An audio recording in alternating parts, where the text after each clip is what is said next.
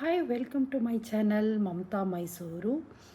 ಇವತ್ತಿನ ಟಾಪಿಕ್ನಲ್ಲಿ ಏನು ಅಂತ ಹೇಳಿದರೆ, ಈ ಚಿಕನ್ ಸಾಂಬಾರನ್ನ ಈ ಗೌಡರ ಶೈಲಿಯಲ್ಲಿ ಮತ್ತು ಟ್ರೆಡಿಷನಲ್ ಮೆಥಡಲ್ಲಿ ಯಾವ ರೀತಿ ಮಾಡ್ಬೋದು ಅನ್ನೋದನ್ನು ತೋರಿಸ್ತೀನಿ.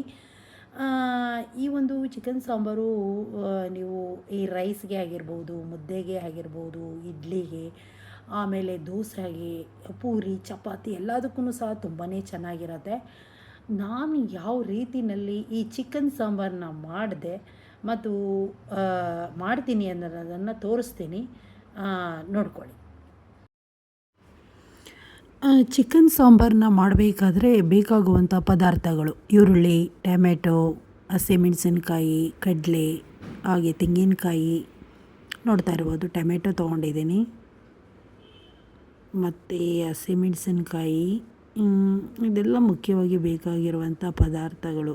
ಇದಕ್ಕೆ ಬೇಕಾದ ಇಂಗ್ರೀಡಿಯೆಂಟ್ಸು. ಆಮೇಲೆ ಚಿಕನ್ನ ಮೊದಲೇ ತೊಳೆದು ಇಟ್ಕೊಂಡಿದ್ದೆ, ಅರ್ಧ ಕೆ ಜಿಯಷ್ಟು. ಆಮೇಲೆ ನೋಡಿ, ಅಲ್ಲಿ ಶುಂಠಿ ಆಗಿರ್ಬೋದು, ಹಸಿಮೆಣಸಿನ್ಕಾಯಿ, ಪುದೀನ ಸೊಪ್ಪೆಲ್ಲ ತೊಗೊಂಡಿನಿ. ಆಮೇಲೆ ಒಂದು ಬಾಣಲೆಗೆ ನಾವು ಏನು ಮಾಡಬೇಕು ಅಂತ ಹೇಳಿದ್ರೆ, ಈ ಎಲ್ಲ ಪದಾರ್ಥಗಳೆಲ್ಲ ಕಟ್ ಮಾಡ್ಕೊಂಡಿರ್ತೀವಲ್ವ, ಅಂದರೆ ಬೆಳ್ಳುಳ್ಳಿನ ಹಾಕಿದೆ, ಅದೆಲ್ಲ ಚೆನ್ನಾಗಿ ಫ್ರೈ ಮಾಡ್ಕೊಳ್ಬೇಕು. ಹಾಗೆ ಹಸಿಯಾಗೂ ಹಾಕ್ತಾರೆ. ನಾನು ಎಲ್ಲನೂ ಸಹ ಇದನ್ನು ಹುರಿದ್ಬಿಟ್ಟು ಮಾಡೋದು. ಇದು ಬೇರೆ ಥರ ಟೇಸ್ಟ್ ಬರುತ್ತೆ. ಹಸಿಯಾಗಿ ಮಾಡೋದು ಬೇರೆ ಥರ ಟೇಸ್ಟ್ ಬರುತ್ತೆ.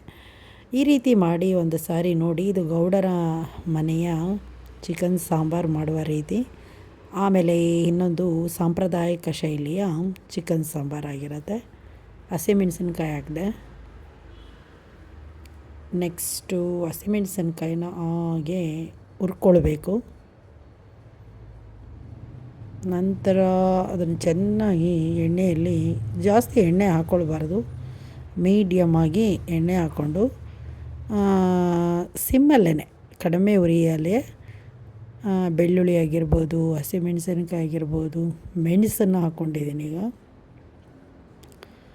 ಮೆಣಸನ್ನ ಯಾಕೆ ಹಾಕ್ಕೊಳ್ತೀವಿ ಅಂತ ಹೇಳಿದ್ರೆ, ಮೆಣಸು ಒಳ್ಳೆ ರೀತಿಯ ಒಂದು ಇದು ಒಳ್ಳೆ ಟೇಸ್ಟ್ ಕೊಡುತ್ತೆ ಮತ್ತು ಆರೋಗ್ಯಕ್ಕೂ ಸಹ ತುಂಬಾ ಒಳ್ಳೆಯದು.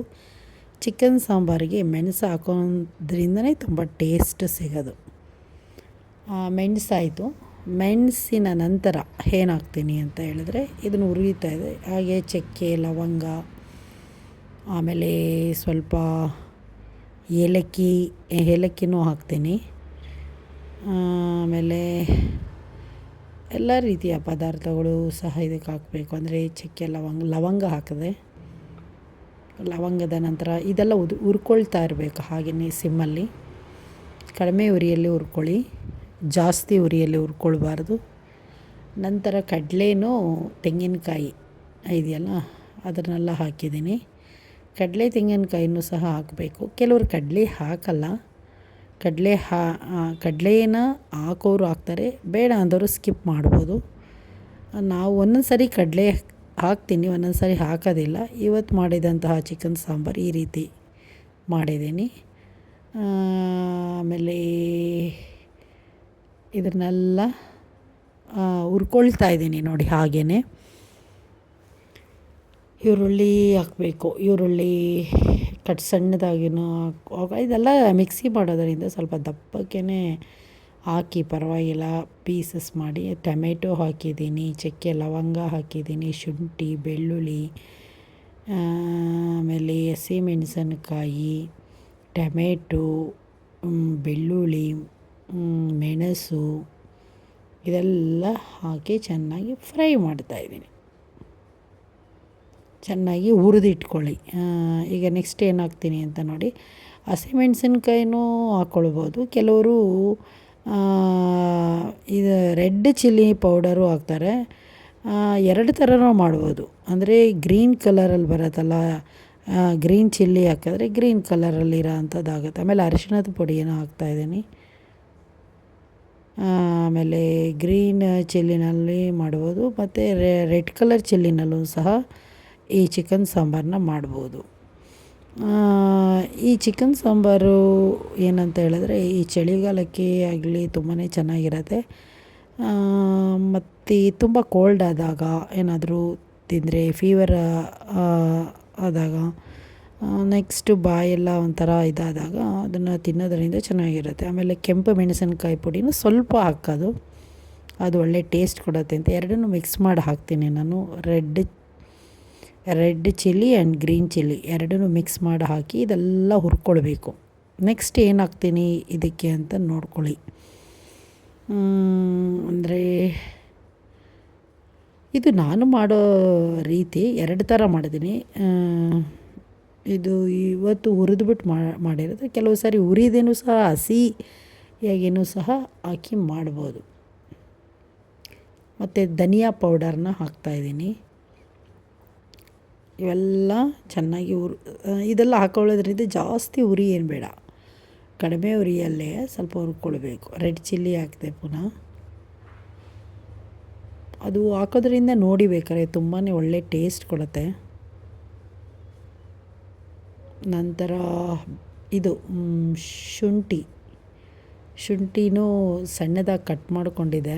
ಅದನ್ನೆಲ್ಲ ಯಾಕೆಂದರೆ ಇದೆಲ್ಲ ಮಿಕ್ಸಿ ಮಾಡೋದ್ರಿಂದ ಸ್ವಲ್ಪ ಹುರ್ಕೊಂಡು ಸ್ವಲ್ಪ ತಕ್ಷಣವೇ ಬಿಸಿಯಾದಾಗಲೇ ಮಿಕ್ಸಿಗೆ ಹಾಕಿ ಮಿಕ್ಸಿ ಮಾಡಬಾರ್ದು. ಸ್ವಲ್ಪ ಮಸಾಲೆ ಎಲ್ಲ ಹುರಿದಾದ್ಮೇಲೆ ತಣ್ಣಗಾದ್ಮೇಲೆ ಅದನ್ನು ಮಿಕ್ಸಿಗೆ ಹಾಕಿ ಇದನ್ನೆಲ್ಲ ಚೆನ್ನಾಗಿ ಫ್ರೈ ಮಾಡ್ತಾಯಿದ್ದೀನಿ, ನೋಡ್ಕೊಳ್ಳಿ. ನಂತರ ಏನು ಹಾಕ್ತೀನಿ ಅನ್ನೋದನ್ನು ಸಹ ತೋರಿಸ್ತಾ ಇದ್ದೀನಿ ನೋಡಿ. ಇದು ಸಾಂಪ್ರದಾಯಿಕ ಶೈಲಿಯಲ್ಲಿ, ಮೈಸೂರು ಶೈಲಿಯಲ್ಲಾಗಿರ್ಬೋದು, ಗೌಡರ ಮನೆಯಲ್ಲಿ ಮಾಡುವಂತಹ ಚಿಕನ್ ಸಾಂಬಾರು. ನಮ್ಮ ಮನೆಯಲ್ಲಿ ಇದೇ ರೀತಿಯಲ್ಲೇ ಮಾಡೋದು. ನೀವು ಸಹ ಯಾವ ರೀತಿ ಮಾಡ್ತೀರ ಅನ್ನೋದನ್ನು ನೋಡಿ, ಹಾಗೆ ಕಮೆಂಟ್ ಬಾಕ್ಸಲ್ಲಿ ತಿಳಿಸ್ಬೋದು. ನಂತರ ಈ ಹುರಿದಂತಹ ಎಲ್ಲ ಏನೇನೋ ಮಸಾಲ ಪದಾರ್ಥಗಳೆಲ್ಲ ಹುರಿದದ್ನಲ್ಲ, ಈರುಳ್ಳಿ, ಬೆಳ್ಳುಳ್ಳಿ, ಶುಂಠಿ ಅದನ್ನೆಲ್ಲ ಮಿಕ್ಸಿಗೆ ಹಾಕ್ತಾಯಿದ್ದೀನಿ. ಅದೆಲ್ಲ ತಕ್ಷಣ ಹಾಕಿಲ್ಲ, ಸ್ವಲ್ಪ ಹೊತ್ತು ಒಂದು 5 ಮಿನಿಟ್ಸ್ ಬಿಟ್ಟಿದೆ. ತಣ್ಣಗಾದ ನಂತರ ಮಿಕ್ಸಿ ಜಾರ್ಗೆ ಹಾಕ್ತಾಯಿದ್ದೀನಿ. ಈಗ ಇದನ್ನೆಲ್ಲ ಮಿಕ್ಸಿ ಮಾಡಿಕೊಂಡು ಬರೋಣ. ಅಷ್ಟರಲ್ಲಿ ನಾನೇನು ಮಾಡ್ತೀನಿ ಅಂತ ಹೇಳಿದ್ರೆ ಇದನ್ನು ಮತ್ತು ಇದು ಹಾಕಬೇಕು, ಗಸಗಸೆ, ಏಲಕ್ಕಿ ಎಲ್ಲ ಹಾಕಿದ್ದೀನಿ. ಮತ್ತು ಅನಾನಸು ಅಂತ ಬರುತ್ತೆ, ಅದನ್ನು ಹಾಕ್ಬೋದು.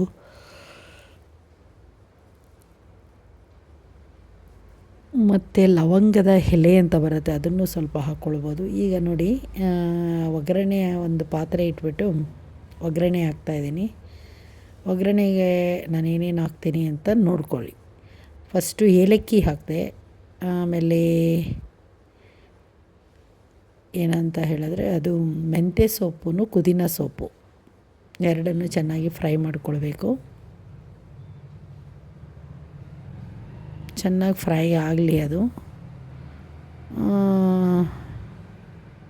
ನೆಕ್ಸ್ಟು ಏನು ಇದಂದರೆ ಇದನ್ನು ಚೆನ್ನಾಗಿ ಎಣ್ಣೆಯಲ್ಲಿ ಫ್ರೈ ಮಾಡ್ಕೊಳ್ತಾ ಇರಬೇಕಾಗೇ, ಜಾಸ್ತಿ ಉರಿ ಇರಬಾರ್ದು, ಕಡಿಮೆ ಉರಿನಲ್ಲೇ ಹಾಗೇ ಫ್ರೈ ನೋಡಿ. ಅದು ಮೆಂತ್ಯ ಸೊಪ್ಪು ಮತ್ತು ಪುದೀನ ಸೊಪ್ಪು ಇದನ್ನು ಯಾಕೆ ಹಾಕ್ತೀವಿ ಅಂತ ಹೇಳಿದ್ರೆ ಒಳ್ಳೆ ಫ್ಲೇವರು ಇರುತ್ತೆ, ಆರೋಗ್ಯಕ್ಕೆ ಒಳ್ಳೆಯದು, ಮತ್ತು ಒಳ್ಳೆ ಟೇಸ್ಟ್ ಕೊಡುತ್ತೆ ಸಾಂಬಾರಿಗೆ.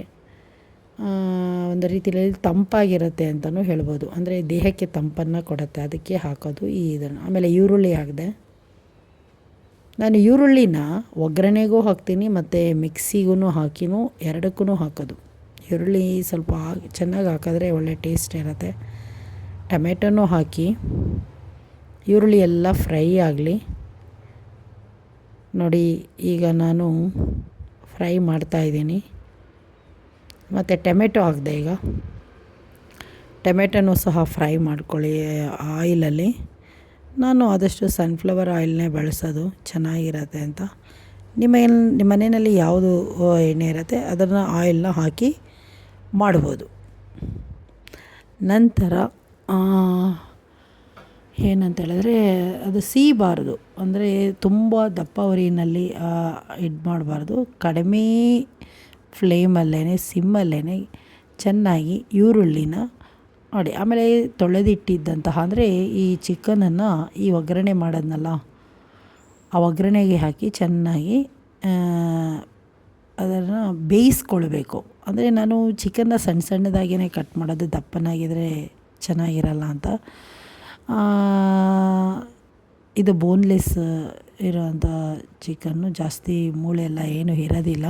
ಅರಶಿನದ ಪುಡಿನೂ ಸ್ವಲ್ಪ ಉಪ್ಪು ಎರಡನ್ನೂ ಸೇರಿಸಿ ಸ್ವಲ್ಪ ಹೊತ್ತು ಉಪ್ಪನ್ನು ಹಾಕ್ತಾಯಿದ್ದೀನಿ. ಉಪ್ಪನ್ನು ನೋಡಿ ಇವಾಗೂ ಸ್ವಲ್ಪ ಹಾಕ್ಬೋದು. ಆಮೇಲೆ ಸಹ ಮಸಾಲ ಹಾಕಾದ್ಮೇಲೆ ನೀವು ಎಷ್ಟು ನೀರು ಹಾಕ್ತೀರೋ ಅದಕ್ಕೆ ಅನುಗುಣವಾಗಿ ಉಪ್ಪನ್ನು ಸೇರಿಸ್ತಾ ಹೋಗ್ಬೋದು. ಚಿಕನ್ನ ಯಾವಾಗಲೂ ಸಹ ತಂದಾಗ ಅದಕ್ಕೆ ಅರಿಶಿಣದ ಪುಡಿ ಇದೆಲ್ಲ ಹಾಕಿ ಉಪ್ಪಲ್ಲಿ ಹಾಕಿ ಚೆನ್ನಾಗಿ ತೊಳಿಬೇಕು. ಇಲ್ಲ ಅಂತ ಹೇಳಿದ್ರೆ ಅದು ಚೆನ್ನಾಗಿರೋದಿಲ್ಲ, ಆಯಿತಾ. ಆ ನಂತರವಾಗಿ ಮಿಕ್ಸಿ ಮಾಡಿಟ್ಟಿದ್ದಂತಹ ಮಸಾಲ ಪದಾರ್ಥನ ಹಾಕ್ತಾಯಿದ್ದೀನಿ ನೋಡಿ. ಮಸಾಲ ಪದಾರ್ಥನೆಲ್ಲ ಹಾಕಿ ಅದನ್ನು ಚೆನ್ನಾಗಿ ಬೇಯಬೇಕು. ಅಂದರೆ ಈ ಸಣ್ಣ ಉರಿಯಲ್ಲೇ ಹಾಕಿ ಸ್ವಲ್ಪ ಹೊತ್ತು ಬೇಯಿಸಿ ಉಪ್ಪೆಲ್ಲ ಹಾಕಿದ್ದೀನಿ. ನಂತರ ಸ್ವಲ್ಪ ಅದಕ್ಕೆ ನೀರನ್ನು ಸಹ ಸೇರಿಸ್ಬೇಕಾಗತ್ತೆ. ನಿಮಗೆ ಎಷ್ಟು ನಿಮ್ಗೆ ಗಟ್ಟಿಯಾಗಿ ಬೇಕಾ ಅಥವಾ ಯಾವ ಥರ ಬೇಕು, ನಾವು ಸ್ವಲ್ಪ ತಿಳಿಯಾಗಿಯೇ ಮಾಡ್ತೀವಿ, ತುಂಬ ಗಟ್ಟಿಯಾಗಿದ್ದರೆ ಚೆನ್ನಾಗಿರೋದಿಲ್ಲ. ಈ ಸಾಂಬಾರನ್ನ ನಾವು ರೈಸ್ಗೆ ಮತ್ತು ಮುದ್ದೆಗೆ, ಚಪಾತಿಗೆ, ಪೂರಿ, ಇಡ್ಲಿ, ದೋಸೆ ಎಲ್ಲದಕ್ಕೂ ಸಹ ಬಳಸ್ಬೋದು. ಈಗ ನೋಡಿ ಚೆನ್ನಾಗಿ ಬೆಂದಾಗಿದೆ. ಒಂದು 5 ಮಿನಿಟ್ಸ್ ಅಂದರೆ 10 ಮಿನಿಟ್ಸ್ ಬೇಯಿಸಬೇಕು. ಬೆಂದ ನಂತರ ನಾನು ಈಗ ಮೊದಲೇ ರೈಸ್ನ ಮಾಡಿಕೊಂಡಿದ್ದೆ ನೋಡಿ, ಸರ್ವ್ ಮಾಡ್ತಾಯಿದ್ದೀನಿ. ಯಾವುದ್ರ ಜೊತೆ ಅನ್ನೋದನ್ನು ನೋಡಿ. ಬೆಂದಾಗಿದೆ. ಈಗ ಒಂದು 10 ಮಿನಿಟ್ಸ್ ಆದಮೇಲೆ ಬೆಂದ ನಂತರ 5 ಮಿನಿಟ್ಸ್ 10 ಮಿನಿಟ್ಸು ಮಸಾಲ ಜೊತೆ ಚೆನ್ನಾಗಿ ಬೇಯಬೇಕು. ಆಗ ಮಾತ್ರ ಅದು ಚೆನ್ನಾಗಿರೋದು. ಈ ಒಂದು ಚಿಕನ್ ಸಾಂಬಾರು ನಮ್ಮ ಮನೆಯಲ್ಲಿ ಇದೇ ರೀತಿಯಲ್ಲಿ ಮಾಡೋದು. ಇದನ್ನು ಸಾಂಪ್ರದಾಯಿಕ ರೀತಿಯಲ್ಲಿ ಮಾಡಿರೋಂಥದ್ದು. ಕೆಲವರು ಹುರಿದು ಮಾಡ್ತಾರೆ, ಕೆಲವರು ಹುರಿದೂ ಸಹ ಮಾಡ್ತಾರೆ. ಇದಕ್ಕೆ ಅನ್ನ ಮತ್ತು ಅದೇ ಮುದ್ದೆ, ಸೌತೆಕಾಯಿ ಇದೆಲ್ಲ ಹಾಕಿ ಸರ್ವ್ ಮಾಡ್ತಾಯಿದ್ದೀನಿ. ಚೆನ್ನಾಗಿರುತ್ತೆ. ಚಿಕನ್ ಸಾಂಬಾರಿಗೆ ಮುದ್ದೆಯನ್ನು ಮಾಡಿಕೊಂಡ್ರೆ ಚೆನ್ನಾಗಿರುತ್ತೆ. ಯಾಕೆಂದರೆ ಇದು ಸೌತ್ ಇಂಡಿಯಾದಲ್ಲಿ ತುಂಬ ಪೌಷ್ಟಿಕವಾದಂಥ ಒಂದು ಆಹಾರನೇ ಆಗಿರುತ್ತೆ. ಈ ರೀತಿ ತಿನ್ನೋದ್ರಿಂದಾಗಿ ಹೋಮ್ ಮೇಡ್ ಯಾವಾಗಲೂ ಸಹ ಮನೆಯಲ್ಲಿ ಮಾಡಿದಂಥ ಆಹಾರನ ತಿನ್ನಬೇಕು. ಈ ವಿಡಿಯೋ ಇಷ್ಟ ಆದರೆ ಲೈಕ್ ಮಾಡಿ, ಶೇರ್ ಮಾಡಿ, ಹಾಗೆ ಕಮೆಂಟು ಮಾಡಿ. ಮಮತಾ ಮೈಸೂರನ್ನು ಚಾನಲ್ಗೆ ಪ್ರೋತ್ಸಾಹವನ್ನು ಕೊಡ್ತಾ ಇದ್ದೀರಾ, ಅದೇ ರೀತಿ ಎನ್ಕರೇಜ್ಮೆಂಟ್ ಹಾಗೇ ಮುಂದುವರಿಲಿ. ಈ ಸಾಂಬಾರನ್ನ ನೀವು ಸಹ ಒಂದು ಸಾರಿ ಮನೆಯಲ್ಲಿ ಟ್ರೈ ಮಾಡಿ, ಹಾಗೂ ನೀವು ಇದೇ ರೀತಿ ಮಾಡ್ತೀರಾ, ಯಾವ ಥರ ಮಾಡ್ತೀರಾ ಅನ್ನೋದನ್ನು ಹೇಳಿ. ಈ ವಿಡಿಯೋ ನೋಡಿದಂಥ ಎಲ್ಲರಿಗೂ ಸಹ ತುಂಬಾ ಥ್ಯಾಂಕ್ಸ್ ಹೇಳ್ತೀನಿ.